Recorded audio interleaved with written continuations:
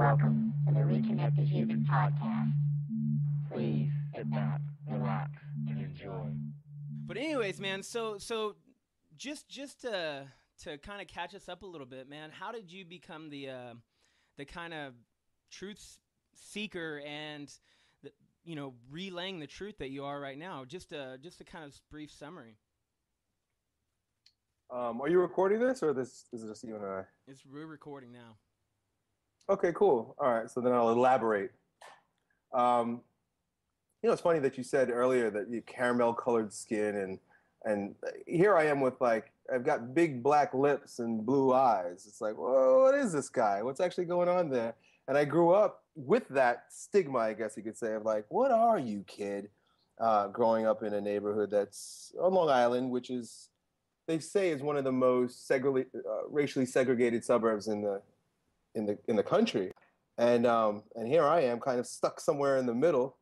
And from the age of 5, I'm being asked, and I ultimately would ask myself, "What the hell am I? What am I? What am I?"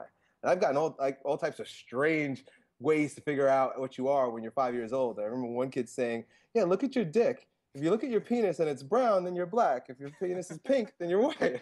And I'm like, I look at it, I'm like, it's still somewhere in between. So I could never really get an answer. And I guess, trying to keep the story as succinct as possible, I at one point set out to figure out, what am I? And I came across a book by a guy named Rollo May called Man's Search for Himself. And here I am in 6th grade, I'm like 12 years old, reading philosophy. Rollo May is one of the most influential philosophers, or authors on the topic of philosophy. And I'm a 12-year-old kid, reading, what, Man's Search for Himself. That's perfect, because I don't know what I am, and I'm trying to figure myself out. And that just led me on a lifelong journey of trying to just figure out who I am. So when you ask me about these truths, it's simply because I've also discovered along the path of trying to figure myself out that everyone else is trying to figure themselves out too. So when I start saying these things on camera, it resonates with people because they're like, oh yeah, I have the same problem. Although on the surface, I look like I know what I am, deep down, most of us are struggling with that question. What am I? What am I here for? What am I supposed to do? And there's so much confusion. And I think what I offer is kind of permission to explore that. For sure. That seems like it's something that's going on a lot more now than ever before, I guess, with the internet and stuff like that. But now it's like we're getting all these permission slips to be able to be more of ourselves. Like, we have a guy named Elliot Hulse up here who is a strength guy, and he does a lot of, strongman shit, and he stands up there and talks. But then we have another guy who's a tech guy who's up here talking. And then we have another guy who's talking about, psychedelics and all these things, and they're all doing basically the same thing as giving us permission to be more of ourselves. I think that's huge right now. Do you see that being something that is kind of a turning point maybe right now? This whole Maya calendar thing that was supposed to happen, like the world was supposed to end, this year with the Mayan calendar. I think a lot of people went about it the wrong way, and I am by no means a scholar on the subject, but you don't have to be a scientist to realize that we're at a huge global conscious awakening. And it's because of the fucking internet. I mean, there's no two ways about it. I have conversations, every once in a while I'll engage in comment conversations with people on Facebook, and they're citing all types of incredible ideas and books and referencing different articles and videos. And I'm like, this person's putting together a great case for whatever it is that they're trying to either convince themselves or convince others of. And then I go and I'll click on their profile, and it's like, the kid's 12. I'm like, wow, this is crazy. There's a lot of benefit to it. But there's also, I think, another thing that I end up doing that's helpful for this whole stage of our development as a race of human beings is that although we are expanding in the abstract, we're learning a lot more. To have a conversation with a 12-year-old kid that is referencing all the things that they reference is incredible, but then we also end up living in an abstract world because everything we do is here. Everything we do is in the clouds. Everything that we do is through the digital technology, and very few people embody any of it. So we're losing a lot of our bodily expression, our bodily knowledge, our physical wisdom in order to continue expanding our consciousness, reading, thinking, observing, taking in, but not really digesting. So it's kind of it's an interesting time. Best of the time, worst of the times, right, Dickens? There's a point to where knowledge becomes or can become detrimental once you accumulate so much, and then you have to actually start applying some of it, right? Yes. I made a video this week, and it's probably the second time I made this video. The message was the same, but I basically said, listen, turn off all of the gadgets, stop reading books, stop asking questions on forums, choose one workout program. Just choose one, and it doesn't have to be the right one. Just go like this, boing, and pick one, and then stick with that one, because it's in the doing that you gain power. It's not in doing the right thing, because guess what? The right thing today, you're going to read an article tomorrow that says it's the wrong thing. It's all so abstract. You can find 100 different ways to convince yourself into or out of things. But when you actually do something, you gain what is unavailable when you're reading, and that's called experience. Experience leads to wisdom. You got to fucking do something, and that's a big part of our problem right now, is we're thinking so much and talking so much that we don't actually do anything. A lot of the knowledge that we're getting now, a lot of the things, like you said, is basically in our heads or in the clouds. And whenever it's in our heads, a lot of times that leads to this dualism, So just like you said, for every exercise we can pick, there's always going to be someone that says, no, that exercise sucks, or for every diet that we choose, oh, there's another one that's better, or whatever. But what you talk about is actually doing it and manifesting it within your body.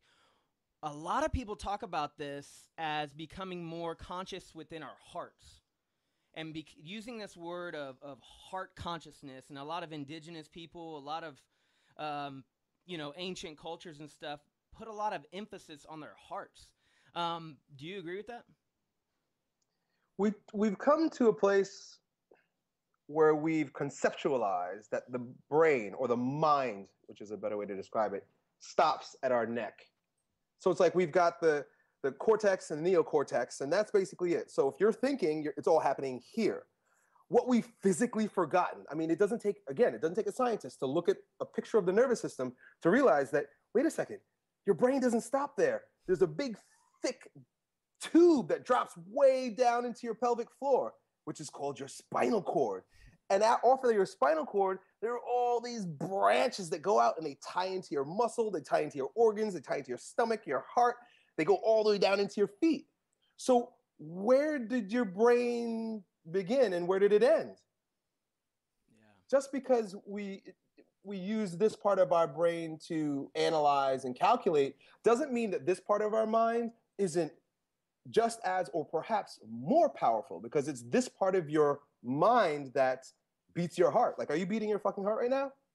Can you take responsibility? Can you take responsibility for beating your heart right now?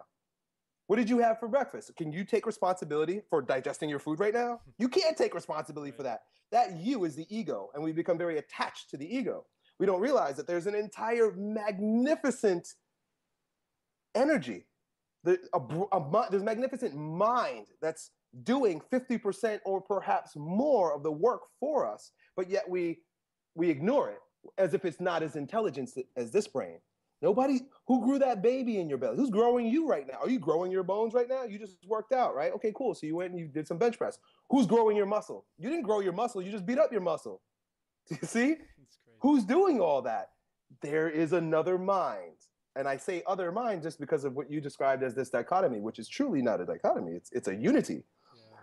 That we are our bodies. So why have we, and I know why we have, culture has done this to us, religion has done this to us, but we're at a place where we ignore and almost hate that which comes up in our body. And when the ancients talk about following your heart, which is also synonymous with, I see you've got a Christian cross up there on your wall. That's right. If you study, if you work with the Catholic Church, and if you've ever done this, what you're basically saying is that there's a unity, there's a Trinity between the mind, the Father, It's the Father mind up here that we worship, but we've come to worship out of balance to the Son. The Son is more like Jesus, the lover, the feeler. Jesus was a feeler. He was a lover. He came in and basically used his passion. They say the passion of Christ to invite us to follow our hearts. And then there's this, the vertical plane, the plane through which animals behave, what they would call the Holy Ghost, the instinct. How is it that we're so up in here with the Father that we've forgotten the Son? You call yourself a Christian, but it's like you don't listen to your heart. And the Holy Ghost, which is what ties the whole thing together. Give it whatever name you want, because if you study science, they'll call it the neocortex, right, the cortex, and the medulla. It's a trinity. It's always a trinity. They can call it your mammalian, which is the heart brain, the mammalian, neomammalian, and reptilian brain. This trinity just keeps fucking showing up. The problem is we've chosen one piece of it and have ignored the Son and the Holy Ghost, or the cortex and the medulla, or the mammalian and the reptilian part of our consciousness. We can't have one without the other. That's what's crazy to me, is that the more you look into these philosophies and religions and science and things like that, they are all saying the same exact thing. And I mean, it seems like even going further than that, like once you start to dive, you have these beacons, of light that you kind of look to that kind of guide you in a direction, or that kind of give you permission to accept the ideas that you have. All of those people are saying the same thing. The Paul Checks, the Elliot Hulse, the Jack Cruz, the Daniel Vitale, all these different people are saying very, very similar things, just from their own unique perspective. It's funny because the limiting factor in all of this are the symbols that we're using to describe it. It's all one thing, except your symbol might be quarks and bosons and electrons, and his is animals and burning bushes. But the fact is, they're all trying to point to the same thing. So it doesn't matter what words you use to describe it. And the problem is that there are all types of associations with the words you choose to adopt, you see? Which is where we get screwed up. This is where we become idlers of false prophets, because these false idols are things. Words are things. Ideas are things.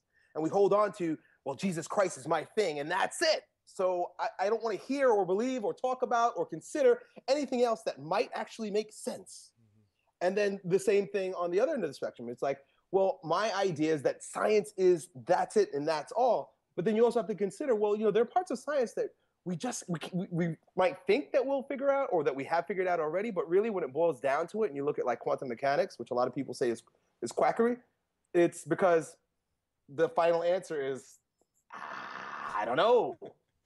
I think the best place to be in all of this is, I don't know. Let's talk about it. Let's enjoy the conversation. That's what gnosis is.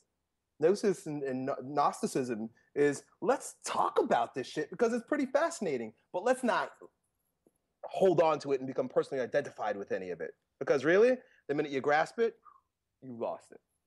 Living within the mystery, huh? Embracing it. Embracing the randomness. It's so much fun. It's so much more fun too, right? That's the way I see it. It's like, I don't want to be right, and I don't want the truth. I'd rather dance. Because you know what? When do you enjoy the dance? While you're fucking grinding, not when the song has ended. Why are we so attached to getting to the end of the song? Here it is. I just want to keep dancing. Mm-hmm. The Alan Watts murders that. He says it so beautifully. He's great. Do you ever listen to any old Terrence McKenna and stuff like? He makes. I have a book of his that I haven't read yet. He makes such a good this type of guy. He's really good with words. And he'll say words that are just so off the beaten path that you never heard of it. And he has this real funny voice. He kind of talks like this. But he just kills these ideas, man. Like he'll take this idea of language, and he says language. And he goes off on it for a long time, and how language is so limiting to us. And that the words that we use, your word for, let's just say love is a popular one. Your word for love, and the meaning for you is totally different right now than it is for me. And then it's totally different for you as every moment goes by and the conditions around us change. The word becomes different all the time. But we say I love you, or we say let's let's have love instead of war, but we don't even really know what that means. Like, and it always means something different. And you can't prove it, right? Prove love. So you tell your woman that you love her, and she says, "Prove it." How the fuck? What, are you gonna buy her something? Or are you gonna say, "I love you"? How many times can you say you love you? You cannot prove love, and that's kind of like, why doesn't science hop on that one? In the same way that like we're trying to prove God, was like, okay, well, why don't you prove love while you're at it? Yeah. It's one of those things. It's like you can't, because it's experiential. It's so dynamic. There's so many different pieces to it. I don't think at our level of consciousness we're going to figure it out. But let's dance with it. A lot of too right now people are trying to disprove all of this stuff as opposed to just let it be. Like that kind of leads to a conundrum here. Is like we're trying to disprove all this stuff, and if we kind of get close, well then what do we have left to live for? And I really like what the hero's journey. I heard you talk about this before, but man, that hero's journey that Joseph Campbell talks about, and not only that, but every myth that has ever, been around talks about this journey that we go on, and the journey is the myth itself. Like, That's it. The journey is the myth itself. That's so beautiful. Yeah, Joseph Campbell brings it all together for us. So how have you, do you think that when we go through a lifetime, we experience this myth as the hero's journey as a whole? Does it seem like a cycle to you? We keep doing this hero's journey. Is it a daily hero's journey? Is it a lifetime? Does it exist within the earth and the sun and those type of things? It's kind of an abstract question, but. Well, I'll give you an abstract answer. In the same way that there are days in a year and years in a century and centuries in eons, is the same way that there are journeys. I mean, you're going on a hero's journey the minute you wake up every day. Mm-hmm. And every time a woman goes through her monthly cycle, and every time the nature changes, we're constantly evolving. And I think there are stages, like Joseph Campbell describes, that we're going to see recurring over and over again. You see? So to say that there's a final point is like saying that when today ends, we're all done. It's just an ever-evolving thing. It's like that Trinity symbol. It's like we just keep doing this, and it keeps going around and around. And I think sometimes we're looking for a purpose, or we're looking for a meaning, as if it's going to go bang at some point, but it never does. So the only purpose and meaning is that which we adopt while we're playing this game. While we're doing the dance, we kind of choose: are we going to do the mamba, or are we going to do some slow dancing? And that becomes your journey. That becomes your purpose. That becomes your mission. It's like, what kind of dance are you doing? It never goes boom, done. You said something that relates to this, I heard, was this feeling that you get in your heart, that tells you what dance to do. This thing that kind of urges you in that direction, that says, this is your job, this is your duty, go do this, that you have to do, even though everybody around you is saying, no, don't do that shit, go get a real job, go get your degree, go do this, go do that.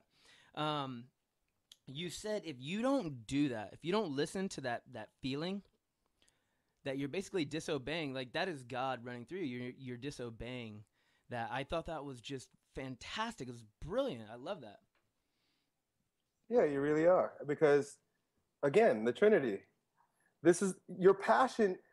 And, of course, I rant on science and I rant on religion. I go off on both because I'm not satisfied with anything. So, I go off on the idea that there are so many Christians that would cite parts of the Bible that say that you shouldn't listen to your heart. You shouldn't follow your heart because your heart will lead you on certain paths, blah, blah, blah, that are no good, so on and so forth, that they will find in, parts of the Old Testament.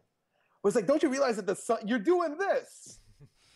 What do you call yourself a Christian, and you call Jesus the Son, and it's like, right here, motherfucker. So honestly, Father the Son, the Passion of Christ. Why do you think you worship Christ? Because he's a passionate motherfucker. So now you don't listen to your heart? Right. Again. So if yes, to answer your question or to elaborate on what you're saying, you're cutting out a big part of what a human being is, a triune being. Paul McLean even has a book that describes this in a very scientific way, but that there's a triune mind. Why separate one from the other? It is the most inhumane thing that you could possibly do. The problem is we become attached to what we've been conditioned to believe. The father, the head, is a very easy thing to manipulate someone by. You can't manipulate someone who's in their passion, who's in their heart. Try to manipulate a 3-year-old kid who wants ice cream. Yeah. He's all here. He's all in his balls and heart. It's not going to be an easy fight. But by the time he becomes 13 and you're like, no, you can't have ice cream because your dinner's not done. He's like, all right, cool. Because he's already done. Cut him off from the rest of his body. So in the same way, and I'm starting to rant, but in the same way that in many instances, a 3-year-old or a baby will, not even a 3-year-old, because we're trying to condition them at that age, but a baby, a newborn, is hungry for milk. Guess what? It's going to get what it needs. If nature follows its course, that baby will be satisfied. I don't think that ends when we grow up. The only difference is that the hand of our earthly father, instead of putting the bottle in our mouth, the hand of our heavenly father or the universe will always take care of us if we speak our hearts. The same way the baby screams and there's a bottle in his mouth, I open my big fucking mouth and say, this is what I want, this is what I'm going to do, and I'm not going to stop kicking and screaming until I get it. I'm going to get it.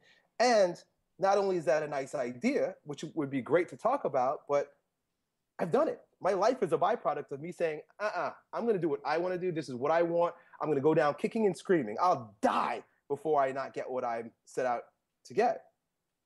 I got it. Now the biggest problem is what do I want next? Exactly. And it's doing it, man. It's not thinking about it and saying like we have a lot of these misconceptions that goes with the same thing that you've been talking about, but you know, the secret and all these things, I ask and I shall be given and things like this. We focus enough intent, but nothing happens without the action. And a lot of times the people's words, the things that we're saying, a lot of times all we're really trying to do is describe what is fucking happening to us, you know, as opposed to coming up with a novel idea or anything that's like, well, man, I think that this worked because, you know, a week ago I was here and now I'm here. But you're just describing some abstract idea that just happened to be happening while you were while you were doing whatever it is you were doing. That's amazing. Yeah. So we're talking about this transition and unifying all this stuff. Let's talk about some of the ways that the practical ways that we do this.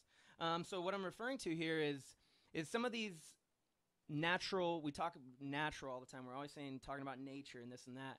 So we have these 4 big, huge natural elements, noble elements, if you will. One of them is air, right? And so breathing, things like that. So how do we utilize the hand of the universe and the hand of nature to begin to manifest this unification of our brain and our body, or our brain and our hearts, or however we want to talk about it? Breathe into your balls, because now we're talking about Tony Robbins has a way of describing this also. I mentioned it in a video that's going to go up this week. He says you have to have a state, a story, and a strategy. It's always fucking 3. Crazy, right? State, story, strategy. And your state of being is basically how you're feeling. And the way you're feeling dictates everything else. That's likened unto my example of the Holy Ghost, or in the way Elliot Hulse describes it, your balls. The way I describe it is your head, your heart, and balls. You got 3 minds, essentially. In like Taoism, Chinese martial arts, they call it the different dantians. You know, the upper, lower, mid dantian. It's always 3. When someone says, that guy's got balls, it's very indicative of what that actually means. It means he's going to do something. That guy's got a guy who has balls is a guy that's going to do something.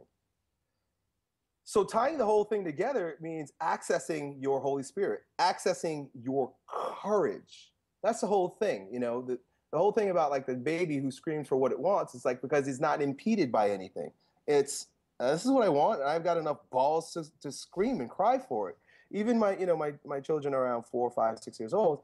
Sometimes I'm like, boy, my daughter, I'm like, you got some balls, like to even ask, like I just gave you this, and now you're asking for that. I'm like, damn, you got some balls. So there's two things. There's the abstract virtue or character trait of courage. It's courage. Courage is the virtue of the balls, right? So that's a story. What story are you going to tell yourself in order to make this happen? Because stories are very helpful to us. There's so many different ways that you can talk to yourself. You talk yourself into doing something. But physiologically, that looks like being in your body deeply enough, comfortable in your skin, they would say, enough to take action in a particular direction. Now, this is not your strategy. Sometimes you've got to figure out your strategy as you go. But you've got to be embodied enough, courageous enough, ballsy enough, rooted enough in your own sexuality, in your own beingness, to just say, I'm going to do it. And physiologically, exercise-wise, what that looks like, and mind you, these are ancient forms of exercise. I mean, we studied martial arts and qi gong and tai chi and yoga and the chakra system. This all sounds like crazy, woo-woo mystical shit. But it's like if you really stop for a moment and pay attention to it, you'll realize that it's pretty scientific. And all the guys that tried to prove it in the West, they put them in jail, like Wilhelm Reich. They just like lock them up. And it's like you're a fucking quack. But if I could describe it in the most practical, pragmatic terms, it means breathing down into your pelvic floor. And the only way you can breathe down into your pelvic floor so that you can embody all of the inspiration that comes is when you soften the muscular system around your jaw, because this is you bring in air. You're inspired, right? We like that word inspired. Inspiring doesn't happen here. Inspire is breathing in. That's what it is. Spire, spiro is the word spirit. Breathing in happens here. And then there's a wave in our body. And it moves down into our pelvic floor, through our stomach, into our chest. And if we have a soft inspiration wave, a soft respiration wave, we are grounded and we are sexual and we are confident and we're strong. We're what I call tender aggressive. And when you come from that state of tender aggression, you can totally attack the world with not a hint of second guessing yourself. It's just an attitude that comes with you. I recently read this book, or I'm reading this book by a guy named Daniele Bolelli. He's got a book called On the Warrior's Path. And this is what he's describing as a warrior. He said the quintessence of a warrior, for one, is to be able to follow one's vision no matter what. And then going along into this, he begins to start to break down these male and female energies, or this head, heart balls, into becoming this, exactly what you said, this kind of a tender warrior. Because without the tenderness, who gives a fuck if you're a warrior, right? Like, it doesn't matter, because you become too rigid and you don't enjoy the fruits of your labor. So who cares if you're a warrior? And then on the flip side of it, who cares if you're just if you just enjoy life and you sit around enjoying whatever? There's no balance between it all. So the Right. completeness comes whenever you can do both. Yep. You got to tie them all together, because I mentioned Wilhelm Reich before. They put him in jail. He fucking died in jail because, he was a crazy dude, but he was basically trying to prove the existence of chi. He called it orgone. But he described, and the other thing was he was highly sexually charged. All of his books and he basically created the sexual revolution in the 60s with his books. But the way he often described the energy flowing processes in an individual was in how they had sex. And he basically was like, you can look at someone and see how their energy is distributed in their physique. He called it character structure, and determine what their sex life is like, and he gave them different names.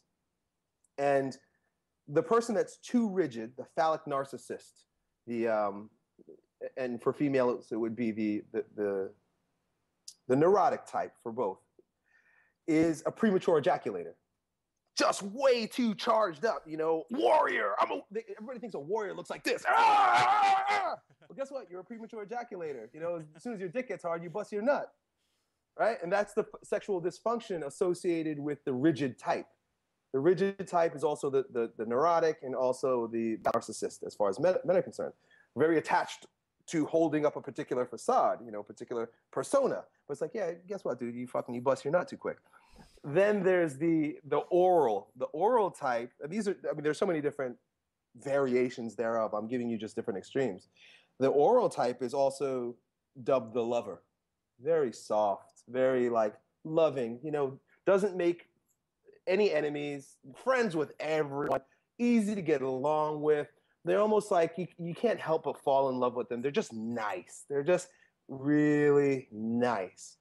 Sexually, that guy, because we're just talking in terms of men, is the type of guy that can probably get it up, because he's kind of laid back enough, he's tender enough, but he's the kind of guy that will never have a good orgasm. He'll just keep going. He can stroke for half an hour goes by, and when he realizes his girlfriend's bored, he's like, all right, I guess I got to ejaculate. And it comes out. One has too much charge, the other one has no charge at all, or very low charge.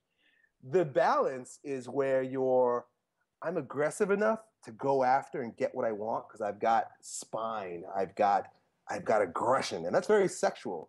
But at the same time, I know how to breathe. I'm soft.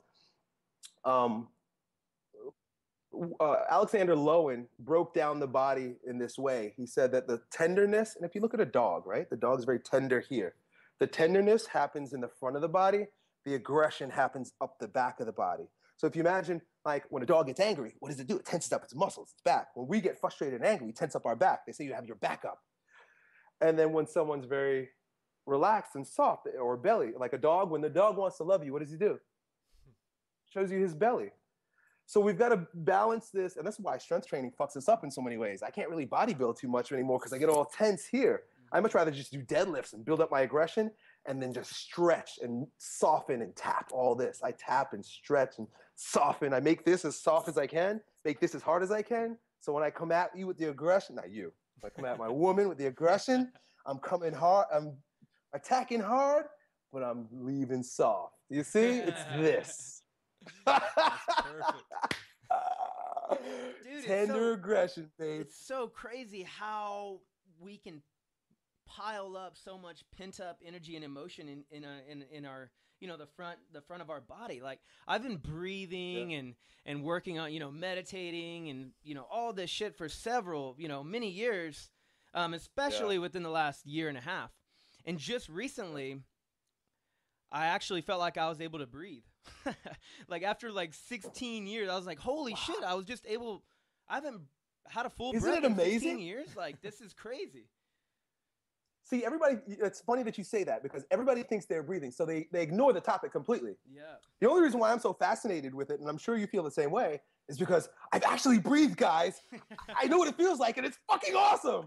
So you're so jacked up and excited about it, and everybody's like, what the fuck? I'm breathing right now. What are you talking about, dude? Like, get out of here, breathing. Why is he always talking about breathing? It's because I know what it feels like, and it's so incredible. Yeah, it comes and goes because, my wife knows, too. She's my partner in this whole thing. So she knows when I'm not breathing. She's like, my sex drive is low, my performance is low, but then just the way I am around the house, it's like, you're not breathing. You're not breathing. Go breathe. And she'll tease me and be like, go to Dr. Glazier, who's one of my therapists, or go lay on your stool, or go lay on the ball. Like I have to soften my belly by laying on a little basketball and massaging it. So she's like, go do some bioenergetics and come back when you're done. Go breathe. And we do that though, man. Like you will drift into this, this female energy a little bit, and then you gotta, you don't get too far. You want to be self-aware enough to kind of catch yourself. Oh shit, I'm being a little too this way, and then sometimes we'll drift over to the aggression side, be a little bit too, oh god, I gotta kind of, like it's a balance, man, a balance of becoming. I think a huge part of it is self-aware, which I guess can only come with experience, more experience, different experiences, things like that. We're fighting culture, though, too. When they say that it's a male-dominated world, that men rule the world, it's not so much a penis-driven world. It's not the physical penis that rules the world. It's the male energy that's ruling our world. And we're living at such a time of go, go, go, aggression, more, bigger, beat, war, war. You see what I'm saying? So to be living in a time where that's the dominant energy, it's very difficult to just love, relax, stretch, breathe, be at peace. You fucking can't, because all around you is gung, gung. You hear the war drums, gung, gung. So, it's just a sign of the times. This is the day and age we're living in. Because we're so male and so aggressive, we have things like the technology we're using right now. I mean, if you look at different cultures, the West made its way because of its aggression, because it became so head dominant, because it became so male. And if you look at countries like India, where they don't die of heart attacks, they're not unhappy for the most part. They're all Hindu and they're all just kind of enjoying. Of course, I'm being right. Prejudiced in a way, but they don't die of heart attacks. But it's but at the same time, it's they didn't make the internet. They don't have GM Motors. They don't have Hollywood. They don't have New York City.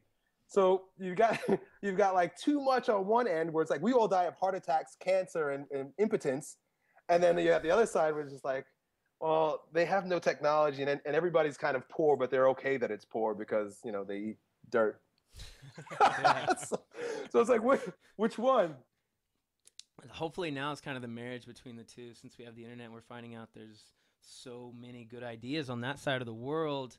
As well as the internet with this side of the world, like you and I are, we're all chatting right now over, thin air. Yeah. But we're chatting about Eastern philosophy. So hopefully that can kind of turn the tides a little bit.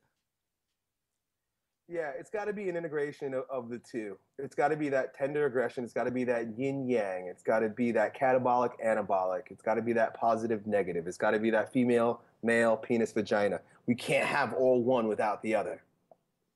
Otherwise, we suffer, and we are suffering because of it. So let's talk about the another one of these noble elements or natural forces, water. So water is hugely important to life, right? Yeah, absolutely. I mean, we're made up of water, right? I mean, what is it, 90% body is water? Yeah. I once heard it described, the human being as being a big, hairy sack of water with teeth. And I was like, that's pretty much what we are, yeah. Big, hairy sacks of water. Yeah. A lot of that still doesn't register for a lot of people, right?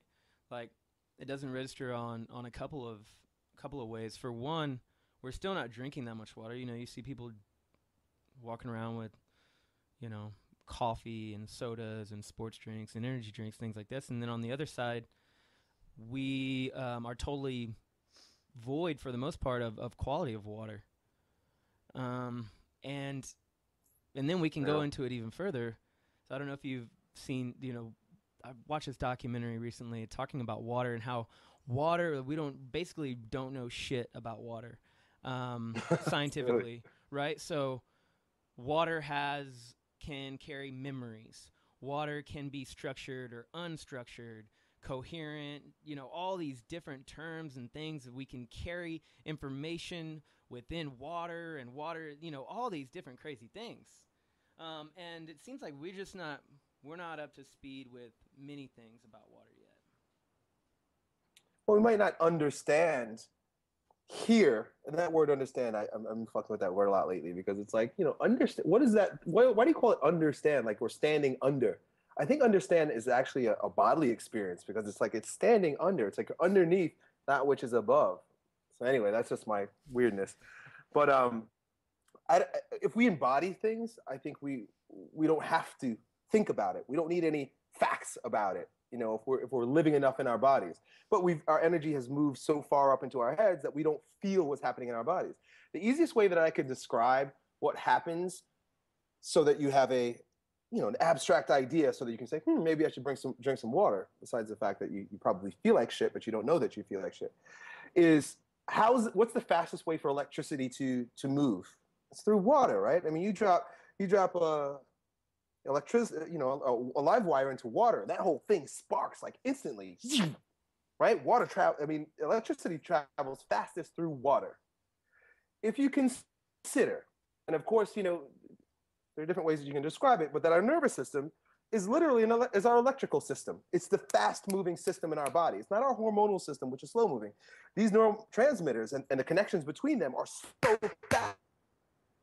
Right? I think about doing this and it happens. Boom, boom, boom. You know, something drops on my toe, move. It's quick as electricity. But if there is not enough of the carrier of electrical impulses from your, you know, afferently or efferently, then there's going to be a lag in response. You're not going to be as smart. You're not going to be as quick. You're not going to be as vital, healthy. You're not going to be as intelligent if you don't have water in your body, because your brain, your nervous system cannot work. Your electrical system has too much viscosity because there's not enough water in it. So if you want to be smarter, you want to think better, if you want to be stronger, because basically all of these things are functions of the nervous system. You want to have better sex, you want to have a better life, you want to make more money, drink more fucking water because your electrical system will work better. We had a guy on recently, Jack Cruz, who was talking about water, and he's talking about fluoride, and he's talking about how fluoride is a dielectric blocker. Like, that's why we have this big thing about fluoride. Nobody knows why it's good or bad or why it's there, why is it in our water, and this and that. Well, what he says is that this is a dielectric blocker. So it goes right in with what you're saying, is it doesn't allow electricity to flow through the water like it should. Wow, really? That's fascinating. I mean, I've heard many different things about why it's not good, but that's a new one to me. Yeah, why do we have to screw? Why are we so smart that we got to screw with what Mother Nature's most plentiful element on this earth is? Like, we got to make it better, right? Here we go. Human beings always trying to make shit better. It's like, oh, we're gonna make water better by adding shit to it. Yeah. You know, and of course, I'm ranting. I had too much coffee today, anyway. But you know, you can always argue, depending on your philosophical standpoint, you can always argue that, oh, but human beings, we do such good by ridding the water of the bacteria and the viruses and the pathogens that make us sick. Okay, but it depends on, if you look at it that way, you're looking at it from a very egocentric point of view. You're looking at it as, well, we're better organisms, we're more important than the parasites, right? And of course, we don't want to die. That's our biggest problem, is that we're so afraid of our mortality that we've created a situation now where we don't die. In fact, we're not even allowed to die. If somebody wants to take his own life, it's illegal. Yeah. You can't fucking take your life. You're not allowed to die. Right? And we've gotten rid of so many pathogens. At least we think we have. We've just made them come back stronger, and we got to keep fighting them because you can't beat nature. So it's kind of like masturbation. You could say to yourself, yes, we've done so much good by impeding the infection of our bodies by these pathogens, but also you could say, yeah, but you know what? You also made them stronger, and eventually they're going to come back and kick our asses 10 times harder. Whenever we fuck with nature, we get fucked up. Progress is an illusion. It does this, like what we were talking about. Okay, good. Oh, it looks like you're winning. It looks like you're winning until you lose. And it looks like you're losing. Oh, until you win. We can't get attached to one part of it. Winning is all we want. Oh, we beat the pathogens. Don't fool yourself, dudes. The pathogens are coming back. Like, they got these, they call them like monster germs. Yeah, damn right, monster germs. Go Earth. Go nature. Come and get us. Because it's just part of the fucking process. I was listening to this Daniel Quinn. He wrote the book Ishmael and all these really cool books, and that's what he was talking about, is we became scared of death. And we started to produce agriculture and things like this, and now we're at this point to where we're trying to kill every pest, every weed, everything, and it's in turn has done exactly what you're saying, has increased the population to the point to where we don't die, and we need this food now because there's so many people, and the more food, the more people going back and forth. So we're like racing to our death. And at the same time, you know, we're eliminating all of these organisms that are essential to our survival because we're trying to survive. We want to win. It's so crazy. You cannot win. Just stop. We need to just stop. But we're not going to stop because there's a lot of money vested in all this shit. It's all masturbation. We're just playing with ourselves. That's why you can't take any of this shit too seriously, you know? People don't like me. I mean, they argue with me like Elliot Hall's like I'm kind of like giving science a bad name, or I'm kind of like I don't know what they think, but it's like really I'm not attached to any of this. I think it's fun. I think it's a game. It's interesting to watch, but it's like but don't take it too seriously, guys, because we're not going to win. You cannot win. Hey, play the game. That's the thing. If we approach it like, hey, that's why I laugh so much. It's a game. Enjoy it. It's pretty fucking cool. I mean, we've come up with some really bizarre ideas to like battle nature. I mean, the things that we do to beat against nature is like, ooh, we're clever. That was good. That was good. But at some point, nature's gonna be like, boom, got you. You put your fist down, and nature's gonna knock us out. So it's just like the Earth is. We can't win. But enjoy the dance, of course. People don't like to play around with that idea of it being a game, you know? Oh, it's scary. It's almost demonic. You know, demonic. You're the devil. Can't believe Satan. That's Satan shit. Hey, call whatever you want. As long as you realize that that's a game too. And I hope you're enjoying it, because if you're not, then it's not worth playing. Exactly. Go ahead. I was going to say, what are some of the ways that you kind of balance that whole technology versus nature thing? Do you go camping, or do you kind of get outside and earth, get barefoot, or do things like, you know, sun gazing or spring diving, things like that kind of really connect you back into that whole web of nature? Do you do things like that? Okay. So here's my story. This is because, of course, it's all about fucking story. I'm not right. I'm not wrong. There was a time, I'm very rebellious. I always want to fight. I've kind of gotten over that a lot over the past few years with therapy and stuff. Bioenergetics.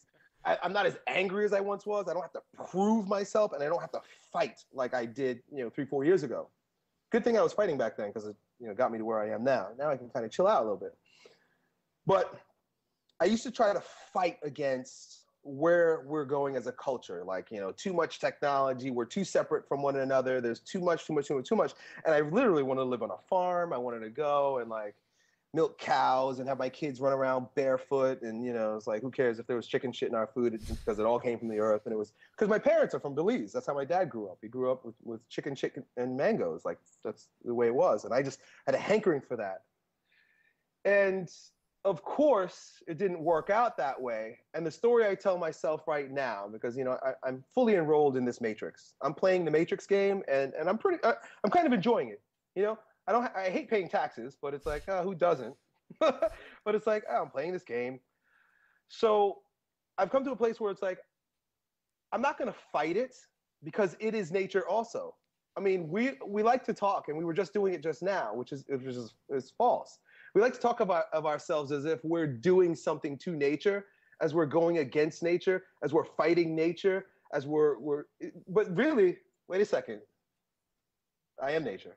You're nature. Right. Technology is nature. All the smog in the air from the cars is fucking nature. I mean, nature did that. Nature made us. It's all nature. Why am I going to fight? So what I do now, the way I live my life, is I finally embraced like the beautiful shit that we have. I mean, it's great that we have washing machines. Hey, look, I'm happy that I have 2 SUVs. Of course, I got to pay taxes so that we can drop bombs on people and take their land so we can have oil. It's not a cool thing, but it's like, I do like the air conditioning in my Suburban. It's like, so what am I going to do? Am I going to like, am I going to fight? There are other things that I'm fighting for. So it's like, I'll let that one go. When it comes to the food, hey, look, it's easy enough for me to get organic food, and there are a couple farmers in my city. It's like, hey, I'll spend a few extra bucks and I'll get that. It's not a fight, because they live right here. So I'll buy raw milk or whatever it is that we're using at that particular time from them. But I'm not going to like go and lobby. I'm not going to go like I used to when I was really fanatical. I'd drive like an hour to go get healthy food. It's like, you know what? If the supermarket has organic, I'll get it. I don't have the energy to fight where we're going. I'd much rather just let go and see where it takes us and contribute by sharing my heart with people as I go with the flow the best that I can. What I'm good at doing is coming up with an idea, sharing it with people and getting them excited about it. And I've done that since I was a kid. So that's my contribution. Hopefully these ideas change the culture a bit so that maybe we can live a little bit more comfortably and not give ourselves heart attacks and cancer with the way that we're living. But if not, hey, at least I did my part. I thought it was fun while I was here. Dude, that's beautiful. I think that's part of that hero's journey. You kind of have to go through that part to where you're like, I just want to fight. You rebel. You want to go against, and then finally you realize that is all you as well. Or that's that dragon inside of you that you're fighting against, and you realize if you just accept it all, just like you said, like we are not different from nature. We are not outside of nature trying to do this or do that. We are nature. So as soon as we realize that we are, then maybe we can kind of get on with our existence and be able to dance a little bit more rather than looking for the time to where we can defeat culture or defeat these Monsanto and these big companies and these things like this. Right. We call it bad. And there we go again with this contrast. We call it bad, but it's like, do you know that it's bad? Okay, well, they're doing some strange, weird shit. Of course, it's very abstract. It's very strange. I mean, they're splicing animals with the crop, and it's like, and like they're finding that it's like making us turn into like half mutants. But it's like, well, maybe that's what Earth wants to do. Maybe nature wants us to fuck with the DNA and then turn us into like mutants. Yeah. Maybe like the next incarnation of human beings is gonna have like gills. And then we could thank Monsanto for the fact that we could breathe underwater now because we fucked up the land. Let's go underwater. I don't know. Why am I going to fight? It's happening. If I have a vote, because I'm conservative to a degree, if I have a vote, I'll be like, no, I'd rather not because I kind of like the way things are. But that's also being an impedance to evolution. And I don't know what evolution is. It's going to happen. Why fight? That makes a lot of sense.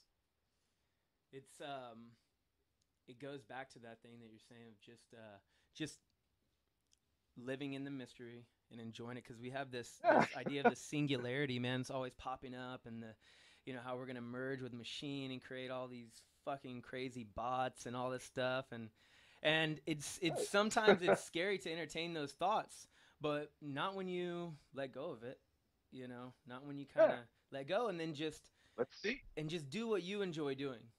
I love the way Alan Watts put it so great to me the other day, because, we're always having these little quarrels within ourselves, or hopefully not always. But so I go on and listen to this little Alan Watts talk, and he's saying, look, I'm an entertainer. First of all, that's what I do. I entertain.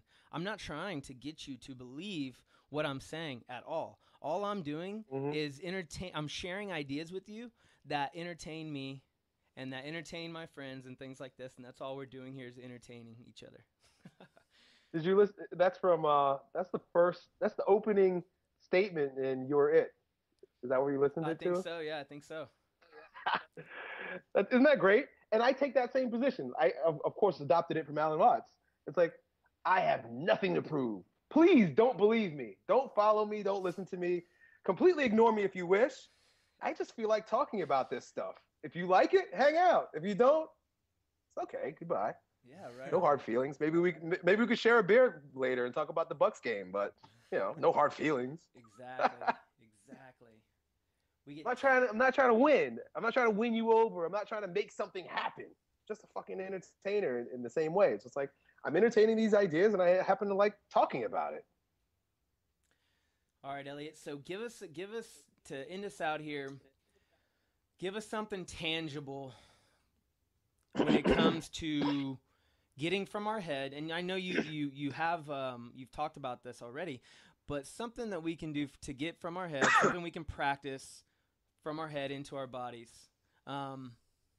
Breathing technique that you do, a bioenergetic technique that you do, a whatever. I've started out, and I have an analogy for this: meditation and bioenergetics. And bioenergetics is not very different than a lot of the movement meditations of the East, particularly yoga.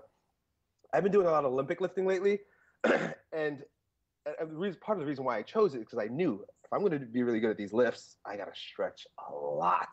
So it was kind of an excuse for me not to go to yoga class because I didn't have the time, but force myself to stretch a lot so that I can lift. Anyway, so there is a way to do it by turning off the brain. I found that for myself and most people I know, it doesn't work so easy. And that's meditation. That's basically just sit quietly and turn your brain off. And because as we described before, the brain is in your body, one of the very first ways you're going to find meditation happening is when you stop twitching. You stop tensing your muscle, you're sitting there, your feet are tapping, or your hands are tight, or you're squeezing your ass cheek, or you're holding your belly in. You're not breathing. It's all muscular tension, but you're doing it. So as you turn off your brain, your body starts to relax. So that's going from, let's say that's the dog and this is the tail. You know, what's happening? The dog wagging the tail wagging the dog. So it's like you move from this way down. I found personally that it's far more arduous. It takes a long time. And it's just, you know, I have a very hyper mind. I think most people do. So it's more difficult for me to go from this way down. So what I also include, and I think you really need to do a little bit of both, is going from this way up. And what I do is, well, bioenergetics is a form of releasing muscular tension by allowing the emotions that you're holding back to come out. And that looks like just yelling, screaming, kicking, throwing temper tantrums, saying gibberish or whatever comes up in your consciousness. I mean, if you let yourself just free associate with the words that come up from you, you'll say some of the weirdest fucking shit, and you'll be like, I didn't even know I was thinking that. Like, where did that come from? But you're literally holding it all in. You're holding all these emotions in.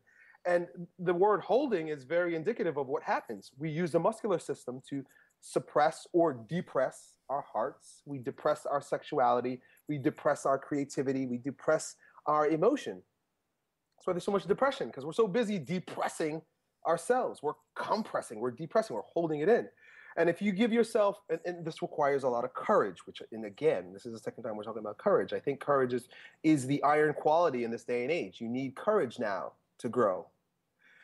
If you have enough courage to literally let go and open your body up to a full experience of catharsis, just let it all out, exhaust yourself, then what happens is there is a relaxing of the entire nervous system that accompanies it. Your brain no longer has to hold. You don't have to use your muscular system, your nervous system, and your brain to hold yourself back anymore because you've let it all out. And there's an immediate softening of the respiratory wave, like we spoke about before, right? You soften your respiratory wave, guess what? That tender aggression comes back. Your sex life's better. You breathe deeper, you feel better. When I have every once in a while I have people come and they visit me for some sessions, and oftentimes the very first thing I do with them is bioenergetics. And the number one comment that I receive after they're done is, I feel like somebody just washed my face with a cold, wet cloth. That, and it feels like someone just picked a big weight vest off of me. It feels soft and clean. Because you literally exorcised out all the demons. Time holding demons in. There are demons of anger. There are demons of frustration, sadness. There are demons of joy. When was the last time you laughed deeply? So I describe it this way, that meditation from the mind down is almost like the sun warming a block of ice. If we think of ourselves as tied up in a block of ice, the sun is a big, warm energy that slowly melts the ice. Where bioenergetics is like taking a chisel and a hammer and going like that to the throat, to the heart, and to the balls, breaking it down. One is very, and the other is very, combination of the two. Thank you so much, my friend. It's been awesome. By the way, your video that you made, they're Brain Slave No More. Is that what? Yeah, thanks, dude. That's I think is my favorite video of all time, man. That video is so. I'm so glad you decided to put it up. That video is so good. Thank you. The emotions that it pulls out of me. I can only speak subjectively on this, but the emotions that it pulled out of me just by sitting there watching it was pretty extravagant. So thank you very much for putting that up, man. That was awesome. You got it, man. I'm so happy that I can do that. You know, it's the second time I made a catharsis video. The first time I never really gave anybody any context for it, and it got really misunderstood. So the second time, it's funny. I was like, okay, we're gonna put it in context by adding some words to it. So the plan was for me to go into what Dr. Glazier, who's my mentor, would call process work. So you're about to go into process work. So you open up your respiratory wave, open up your breathing, and then you start moving. And then whatever comes up, comes up. The plan was just to record that, and then I was going to write something and then speak it over it. But it's an amazing thing happens when you free your body from those demons, or that I call them neurotic holding patterns. When you free your body from that muscular tension that's done to yourself, all of a sudden, it's almost like, and this is, of course, words are going to screw this up. It's almost like you get out the way and God starts talking through you because you're not there anymore. Your ego is almost gone. You've exhausted your ego and you become an open vessel, almost like a flute now that's hollow, a hollow reed, I think it's described in some spiritual texts. You become a hollow reed. And I literally sat up after doing the process work, I sat up and the words just flowed out of me. So what you're hearing on that video, you might notice that it's very difficult to hear. It's because the air conditioner was on and the audio wasn't set up because I wasn't supposed to speak. But I sat up and I just started talking. And those were the words that had to be said. And we tried our best. We were like, man, how can we get it so that it doesn't sound so muffled? Because we didn't plan on you saying these things. And luckily, we were able to piece it together somewhat. But if you do go and watch it, just realize that that's why the audio is so bad on it. Dude, you get the point. I think it's even better the fact that you can't really hear it because you have to watch it like 4 or 5 times, and then by that time you really understand what the hell's going on. So, good. Yeah, it's good. More it's view really counts good. for me. Yeah, for sure.